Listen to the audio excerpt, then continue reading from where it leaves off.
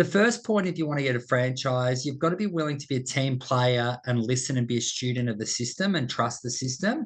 But to do that, first taking it back a step, you've got to do your due diligence on the system to make sure you believe in it, experience it, believe that this system and this market or what they're trying to do is in your wheelhouse. For me, with all respect, if there was a bodybuilding franchise out there, I wouldn't open it because I'm not passionate about bodybuilding. I'm passionate about healthy lifestyle. So to be a good franchisee, you need to follow systems, processes, be a student of it, ask a lot of questions, be willing to learn, be extremely coachable.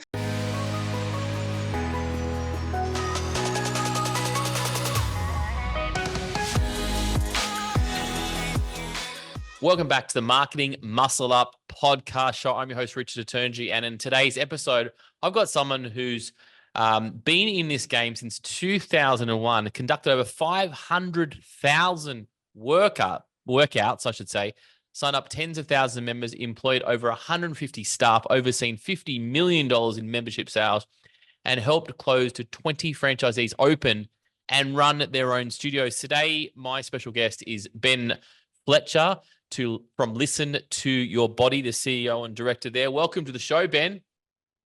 Thanks, Richard. Thanks for having me.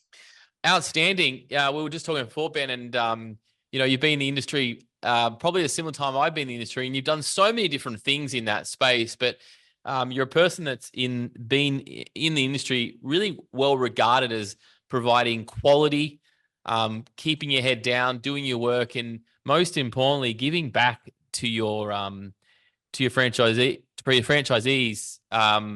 the 20 locations that you have. Tell me more about, running a national business like this. I'm really curious around, today there's so many ways that people can start a business, grow their fitness business.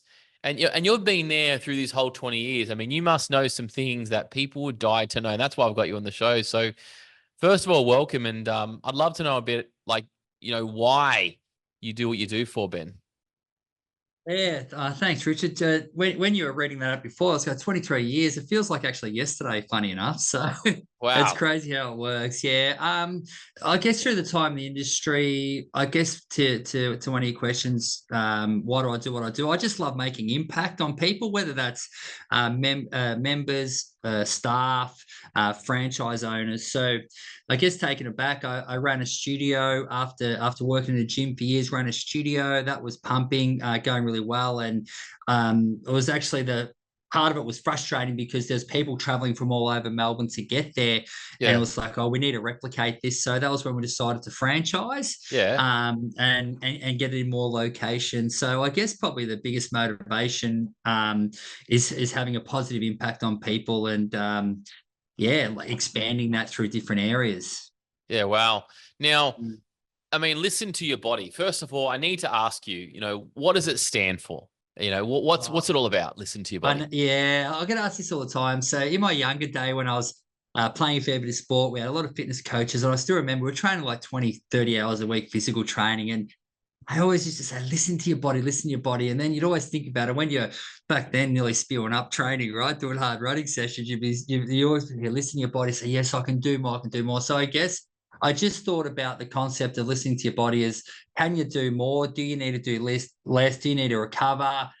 What should I be putting in my mouth? Do I need sleep? All these factors that go, listen to your body. So in 2004, when I grew my one-on-one PT business, which was Ben Fletcher Personal Training, which is a cracking business name in 2001, 2004. That was the way you did it, right? Yep, yeah, totally. Oh, that's how you do it. Ben Fletcher Personal Training. How good's this on the invoice? But then 2004, then just incorporated the name Listen to Your Body and LTYB, and it's sort of stuck. And it's come, that name itself has been 20 years. And it means multiple things on, I guess, listening to our body and trying to get the best out of it. Well, there's so many things we can talk about today, Ben. So we might have to do like a few episodes here, but there's a couple of things I want to really focus your attention. You get your insights on. I mean, you've grown successful business over time. You've been able to manage multiple staff, bring them on, and so forth. Take me through first of all the longevity of business. What does it take today if someone's listening to this? and they're 4 or 5 years in. What does it take to be in this game over the next 10, 15, 20 years? It's a really good question. You need to be very resilient, and manage those expectations. I think sometimes business owners will get into it and looking to make a quick buck and expect it all to be blue sky. I think in business, and everyone who's been in the business for a long time, I'm sure yourself as well, you go through phases where things are really good, then you get your challenges, but you've just got to be resilient, be level headed how you go about everything. That's from a mindset point of view, and I just think that if you can absorb the challenge when they happen, grow when the time's right, and just ride the wave of being a business owner. So I think that's from a mindset point of view. And then from a stimulation point of view, I think the one thing that's always stuck with me, and I use sport a bit as an analogy, I think it's the same, is that when you go to work every day, trying to improve, trying to get better in everything you do, learn new things, don't do what you did yesterday, else you might not be here tomorrow type theory. I think that stimulates you because you're continually progressing. Whereas if you do the same thing over and over, you get to a certain period where you're cooked and there's no more upside. So always trying to improve and progress is another big key for longevity, I think. Yeah, great. Now let's talk about. I'm just going to switch some topics around because I'm just so interested in what you do, and one of those things is your avatar. It sounds like Listen to Your Body has really nailed who they're actually working for. Now, the fitness industry has done a great job of getting the fitter, as you've probably seen over the years, and from my understanding of what you do, and I'm on your website and it's got some great avatars there. You've got Ben, you've got Sherelle, I think, and it's sort of Janelle, and it points out exactly who this person is. And one of the things fitness, we could do a much better job is calling out the people that actually need our help. And for your case, it's more of a personalized training service. And I'll get you to run through what your business model in a second, but how have you been able to stay away from the getting fitter, and you've really nailed a great avatar there? Yeah, really good question. So in 2001 to 2009, our bread and butter was personal training one-on-one when that was absolutely peaking. So I was pretty lucky for timing there. As we might remember about your time as well, when you started, late 90s, I was going through America, hit Australia in the late 90s hard. Yeah. I was part of that wave. So I think I was quite lucky, and it was crazy, like 80 sessions a week. So we attracted that market that needed that support in one-on-one. So then in 2008, we then I've decided to flip the model and say, can we do a personalized workout within a group, which we can elaborate on shortly. But I guess in that time over the years, we've really evolved by targeting the people that they don't want to go to a gym and do it by themselves because there's no accountability. They could get lost. This is not a sexist thing, just to clarify, but the ladies will probably go into the cardio, the men a little bit the weights area, but the ladies will get a little bit lost, but strength training is so important. So that person wouldn't go there. They might not go to a group fitness brand where it's high intensity, and you see it all on socials where people are doing air bike as hard as they can, slamming med balls. That's not our market. So we want to hit that market, that 45 plus market, that will feel comfortable. And how we do it, which is segue in, is that within our sessions, we dial up and dial down the exercise in a non-circuit based environment, no mirrors, none of the nasties in the industry locking contracts to try and say to people, it's totally comfortable. You got nothing to lose. You don't like it after a week, you can stop. Yep. But they get a trainer to guide them through a workout at their pace, but dial up and down the exercises based on our programming and run individualized sessions. So we've just sort of tried to go after that market for now 16 years. And even last week I was in Brisbane and Adelaide, and they were the exact same members in both. I met them. I actually trained them because I do the training session. Then I'm here. It's the exact same members at all studios. And that market, they get a bit lost in the industry. And we really want to help them because we want to make them feel comfortable. There's no judgment. I love it. No mirrors, supportive trainers, part of the fitness community, no locked in contracts. So you're taking away all the barriers for somebody who's not used to fitness possibly, or not raving about, doing the slam ball medicines every morning at 5 o'clock. And you're marketing to those people with their language. That's what I'm hearing here. Exactly who we're talking to. That's our brand voice. That's what we want. So, yes, there's no doubts about it. We do have people that are ridiculously fit, but they've been coming to us now. They've done their 1,000 sessions. They've lost their 20 kilos. They've created habits. They've developed training techniques, routines. So we actually get them from point A to point B. Yeah. And that's at all studios. So yeah, that's exactly who we're talking. And years ago now, I still remember it actually out of Escobar. We're always talking about and having meetings and workshops about what do people don't like about the industry and how can we actually do it better. And it's like, well, why should they be in a 12-month contract? What if they relocate or mirrors judging time delays? The only negative of that is technique corrections, but we think that if a trainer's doing their job well, they can monitor technique and teach that. So yeah, we just tried to remove all the obstacles to make it friendly for people to join, and that, I guess, a mature market. And we've actually got other markets as well, young people in their 20s. We've actually fell into it. We didn't do this by design, but 12 to 16-year-olds are becoming a market for us now. I think that's more on the mental health piece and the well-being and the support the parents want off them, because they'll fall out of junior sport Yeah. from, probably 13. They might finish up basketball, cricket, footy, tennis, whatever it is, and then they're falling into our studios as well. So that's been, yeah, that hasn't been by design. No, we haven't done any campaigns, but that's been luck, I'd say. Yeah, really Yeah. interesting. I love to hear those stories because, yeah, it really, I always say, listen to the market. What's the market telling? So that's really interesting what that's telling you. That's for sure. Ben, I've got to, while you're here, I do want to pick your brain on a couple of things in regards to opening up a fitness studio. A lot of people now, going open up studios, going open up businesses. What are some solid tips that you can give to someone to open up a successful studio? And I obviously know that you're working on your growth of your studios, or as always. But what are some of the secrets that you could share to us, Ben? Yeah, really good question. This is the world we live in, opening up studios a lot, because we spend a lot of time doing it, and we're talking about properties today with potential owners. So it's a big part. First thing is getting a really good lease agreement. That's number one. That could make or break you. You've got to work on really a total rent you're paying for the space you need. So yes, you got, rent per square meter, rent to revenue ratios, but it's like, wow, if I want to open a studio, 200 square meters, I want, depending on the model, what people want to do, but let's just call it 200 members at $50 a week, and there's 10 grand a week. And therefore I don't really want to pay much more than, 1,500 a week or whatever it is. So get your good lease agreement first, I would say. Number one, making sure, please take this advice, whoever's listening, making sure your lease is always subject to permit, making sure you got that in place, the council approval, because you can get bitten later on. Yep. So you get the foundation right first. We have like 3 phases in that. Then there's company setup, whatever. And then it goes into phase 2, phase 3, whatever. But I'd say lease and making sure that's tight.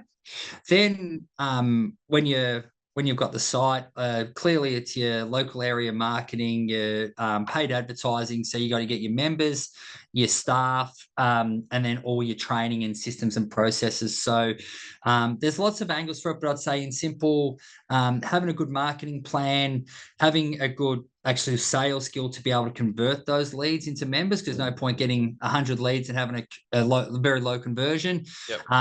Having good systems in place, and then finding the right people. But I could talk to a lot more than that, but I'll try and keep it simple there of opening a site. But it starts with a lease agreement. No, that's great. And you see businesses, and talking about lease for a second, because we can be talking all day on the amount of volume of members and so forth. But it does really come down to that lease, because if we're overpaying on the lease, we really need to work our butts off to grow the members. And is that even possible with the size that you have and so forth? Talk about that. Like, what is there always a no, I'm not going to go there? Because a lot of time the ego can probably talk if you're a new budding studio owner and go, I want to get that front door location, the premium location, and pay a fee on that. Where do you like the back doors and the factories? Do you like retail shops? What's your sort of? Great question. We're pretty passionate about this. I'm actually I've got a golden rule. I'd never recommend for someone to sign a lease that I wouldn't sign. That's the golden rule number one. Yep.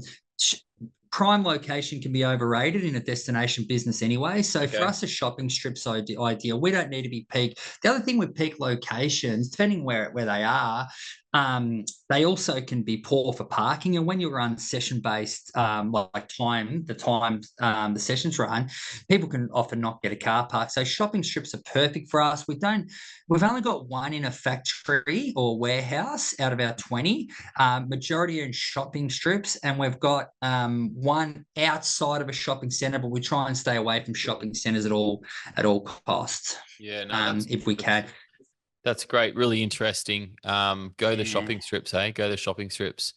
Now, if you're not a business, don't have a business head on you, right? And obviously, that's probably the big advantage coming across to your network is that you've got the systems and the processes proven over the last 20 years. So your limit of risk is quite good, obviously, when compared to go yourself. I mean, take me through who should go out on their own with their own brand, who should, consider looking at a franchise brand like yourself, and what are the two different type of personalities that are in the game? Yeah, really good question. And once again, I feel strongly about this, and it doesn't make people good or bad people, whether they're franchise ready or they're not. The first point, if you want to get a franchise, you've got to be willing to be a team player and listen and be a student of the system and trust the system.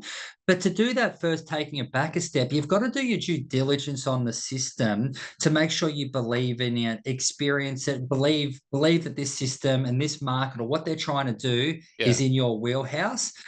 For me, with all respect, if there was a bodybuilding franchise out there, I wouldn't open it because I'm not passionate about bodybuilding. I'm passionate about healthy lifestyle. So understanding that. So to be a good franchisee, you need to follow systems, processes, be a student of it, ask a lot of questions, be willing to learn, and be extremely coachable. If you're a person, once again, it doesn't make you a bad person who, I won't say my way or the highway, but I'm doing it my way. Please do not buy a franchise. Please don't. It'll end up in tears because franchisors, it's not a dictatorship, but you need uniformity, you need connection, and what's good for one's got to be good for everyone. So someone just can't come in and buy a McDonald's and say, you know what, I feel like doing some souvlaki's today because there was good meat at the market the other day. You can't do that. So that's the type of person. Business acumen, business skills are critical. You'd get that at a franchise. If you want to do it yourself and you're that personality type and you've got the means to do it, I highly recommend to build a team of consultants around you for project-based to upskill yourself because you will need those skills in business management. Yeah, that's a great explanation of where people should go because it is true. Like, there's if you're going to open up if you're going to invest into going into a franchise operation, it's like, well, you want to believe in those systems because that's ultimately what you're paying for, right? Yeah, absolutely. Like I see, some people say it's true or not, but I see like, some of those health bars and even like acai bars that, a guy's got one, like those places are pretty cool, right? Like it's a bit of a treat, acai, it's probably got a bit of sugar in it, depends on how they make it, but they've got other nice little things. So I actually like that thing. So if I was into hospitality, that's the brand I'd be inquiring about. Go, no, I could see myself that because it's cool, whatever, like probably wouldn't because I'm in the fitness industry, but that's the mindset you need. You've got to really be passionate about the brand, and then you can sell it. Yeah, no, that's great. Love that. Now, you've conducted a lot of workouts, right? Let's just flip it's usually talking about business marketing, but I wouldn't mind this question. Like, you conduct over 500,000 workouts. I mean, what do you think the best workout is now? Like, what's the best exercise or machine or workout? What is your go-to thing? Oh, I'm going to give you the most boring answer here, Richard. I'm sorry, but it's just whatever's specific for the person. So that's why that's what the worst workout. Like, I mean, strength based as an overall is, I think that's the best. There's elements to that, and there's certain machines that jump in there, and we've all got our favorites. So personally, if I'm going to pick one strength exercise to do and to give someone that's capable, I'm giving them a deadlift because posterior strength is it's easier to do anterior, so deadlifts would be my number one to give. And then when it comes to cardio, actually favorite machine, I'll give Synergy a plug here, but I love their power tower. I just reckon anyone can do it. It's you can have different levels, and it's just climbing, and it gets your heart rate up really high. But it's really what's what's specific to that person. A nice boring answer, but whatever's going to get people motivated. No, that's the thing. You got to get them motivated and keep them motivated. Love it. Yeah. All right, a couple quick questions for you. I'd love to know, right? We do talk about marketing on this show, and I'd love to talk about, if you or you're down to your last $100 and you had to spend it on marketing, or business, well, what would you spend it on, Ben? This is a great question. This is a great question, actually. And if I was in that position, what I would do, I would look. I'd look internally as much as I can when it comes to marketing, and I would run like a kick butt open day with Yep. $100. Yeah. But I would actually lean on all local businesses to sponsor me. And this might be the easy answer for Oh, the day, yeah, and get yeah, donations. And I do awesome door prizes to come in, like really aggressive door prizes that aren't going to cost me dollars and cents, but time, yeah. and make that $100 stretch further as far as it can. And Love then it. on that day, generate enough cash flow from that day. We've seen some open days that are really good, and they've got different purposes. But that's what I would do if I was down to my You last wouldn't even cent. spend the $100. You're asking for sponsorships. That's even smarter. I love the answer. That's great. I'd be trying to keep the 100 in my pocket, and hopefully there's a couple of zeros added to that. But I would try and the answer to the question is, with $100, I wouldn't put it on red or black. To be honest, I know it's probably not the ideal answer, but I would look internally to my number one asset, and that's my database, and see how I can maximize that, and then they can then exponentially bring other people in to that one event and do it on a shoestring. That's what I would do. Yeah, love it. What a great piece of advice there. There's a concept that I've always used. It's called the bleeding edge or the leading edge. Yeah. Bleeding edge is a concept like, well, you had a great idea, but you were just ahead of the market a little bit too early, and nobody kind of believed you. It's like, possibly selling solar 30 years ago or 40 years ago, right? I want to know, is there been a time in your business history or a product that you bought out and you were on the bleeding edge? It was a little bit too early to the market, and a time that you're on the leading edge, Ben? Really good. That's a very good question. I've never been asked that question before, Richard. No, you can throw a when curveball or two. when we when we first opened up a studio in November 2008. Now, I could be wrong on this, so please don't hold me to this. I know this will go out to a few people, but at the time there was like PT 101 studios in the Australian market that were doing well, but there wasn't a lot of like what now brands as like boutique fitness studios, like strong fitness community. And we were in there in 2008. Then the big bang really came in about 2015 with the brands, and it followed 2017, 2018, 19. So you could probably say that we were probably a bit ahead of our time, but we also, interesting, and this thing just does answer your question, because that was a good question, by the way. But we probably at the time didn't have the technology, because we were before our time to do it like unbelievably well. We did it on the back of industry experience, a bit of ad hoc, a bit of management on the run. Still ran profitable business and hit great numbers, but I think we were so early in that space, and now it's a total different business. Everything's tech enabled, everything's systemized, but at that time, it wasn't. Yeah, wow. I think if that answers the questions, that's why I think it was pretty early on for us, very early on to us. I was just there one day in 2007, and I was training someone, and I was doing a one-on-one session, probably getting paid $60-$70 a session, whatever, and they're doing 30 on 30 off. I'm just saying, there's all these people not knowing what they're doing, thinking, what am I doing? I said, I could be over there helping them. This person knows what they're doing. I could go and help this person, this person, this person. And that's when we opened the studio.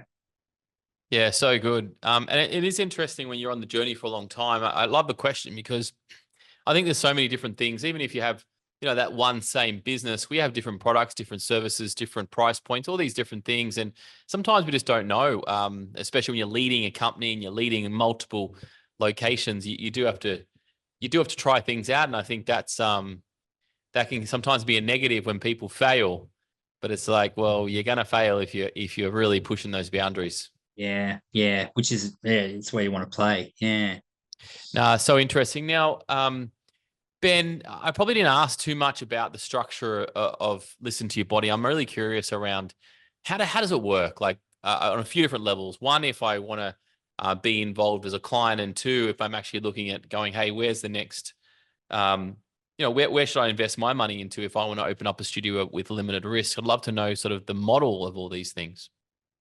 Sure. So from a member experience, what happens, members book either strength or cardio on the app. So it's not like a class where it's like called, whatever name and it's a certain circuit style class. It's actually like you're either booking for strength or cardio.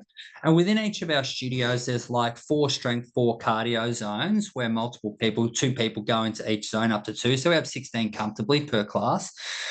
We have another small area as well once the business is really pumped there. But and within those classes and in those zones, there's multi-level exercises like progressions and regressions. Yeah. And then the member will book in 45-minute time slot and say it's strength day 1. Let's say I'm partnered with John Smith, and let's pretend, so I don't sound I've got a big ego, let's pretend I've never trained. Well, instead of doing a back squat of 90 kilos, I'm doing a body weight squat regressed, etc. And the trainer's dialing up and down the different movements so it can be customized to each person. Yep. There's 12-minute rounds. Do as many sets as you can, but at your pace. So it's not like, okay, it's a 45-second, even though timing, we've done timing before and various things, but it's not like, oh, geez, I've got to keep up. I've got to get to the next station. It's not like that. It's okay, you've got squats, you've got single arm bent over row, you've got 200 meters on the ski erg, whatever it is. That's your exercise for the 12 minutes. And then we go to another area, yada, yada, yada. So then the next day I'm booking, because I'd lifted on Monday, Tuesday I'm doing cardio core. That might be, X, Y, Z. So personalized approach. And then I guess from your other part of your question was about sort of the franchise side of things. That's what you're asking, was it, Richard? About, Well, from a franchising side of things, if people are interested to look at opening up a Listen to Your Body, or I guess any brand, we've got a system or process probably similar to most brands where people inquire. We go through like a 5-step process, whereas a lot of to and fro, a lot of there's interviews, there's applications, there's discovery sessions, there's meeting other owners, there's trialing sessions. So it's a very thorough due diligence process. Then they secure a territory. Then what we do 99% of the heavy lifting, help them find a site, bring in all our suppliers, help them find their PT team, train their PT team, do their pre-launch, help them with their membership sales, and help them open the door. So we oversee the whole project. And then ongoing, we've got a support system where we're quarterly on site. There's usually contact 3 times a week, annual conference, other upskilling sessions, 12 Zooms a year where we're doing some type of, So if you're interested, it's quite intense, the support you give. And that's what I've noticed. You're really focusing on that support, where a lot of the models, they just grow. No support in the back. Yeah. We do. We'd spend probably 98% of our time on support and performance versus growth. So people like, we're at 20. It's not a big brand, of course. We're small, but we every pretty much dollar we have, pretty much everything resources we'll put into supporting our guys, because we think that if they're having a great experience, like we've just signed a franchise renewal last week for the 11th year of one, and another one's due this week for their 11th year, going into their 3rd 5-year term. So our retention per franchisee is through the roof. Our open, we very rarely have to shut them. Unfortunately, we have a couple over the years, but so our strike rate's really good and performance good, but I think it's because we're so focused on that. So yeah, it's a pretty thorough process. Yeah, that's excellent. It's almost like you guys are working, for each location and working for that. That's really, really, really good to hear. Ben, it's been a pleasure to listen to your story just in a really quick format. I look forward to possibly having him back more, because there's a lot of different topics that you can go on. But I'm just really fascinated about your avatar, and I'm just so surprised why the clues are on the wall. 20 years, 20 years in this game, really focusing on a clear niche. And with the population of Australia, the overweight and the illnesses and the disabilities, and you've really got I think the future right here with Listen to Your Body. So I'm loving what you're doing. I'm looking forward to hearing how that goes.